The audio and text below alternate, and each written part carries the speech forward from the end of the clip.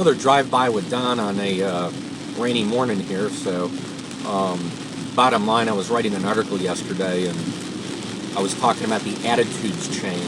And a lot of people have beliefs. The beliefs lead to values. The values create feelings in people about events. They think about it.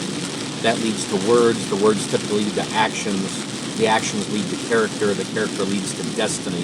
There's actually kind of a cool quote about it, but a problem is I think the quote leaves out certain issues. I think a lot of managers and leaders focus on people's behaviors or actions. One of the things I've learned over the years is I need to go back to what are their values, what are their beliefs. It's harder to work with somebody at that level, partly because it can be more threatening to them. However, I've also learned if I can get a change in the values and the beliefs these people have, see the world from a different perspective, from a more powerful perspective, one that allows them to impact the world more powerfully, it's worth the time to focus on their values and beliefs.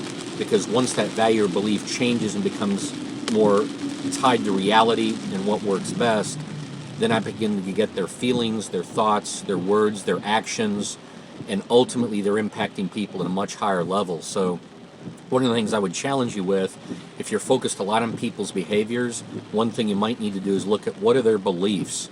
And sometimes the beliefs are so extremely different than yours and your teams and your organizations, you might need to help them get somewhere else that there's a better fit. But in a lot of cases, we find that you can, over time, get those beliefs to be more in line, and that makes a tremendous difference. And quite frankly, I think the best leaders operate at that level on a regular basis. On the other hand, if you're operating too much there and not focused on actions, you might not be getting enough results quick enough.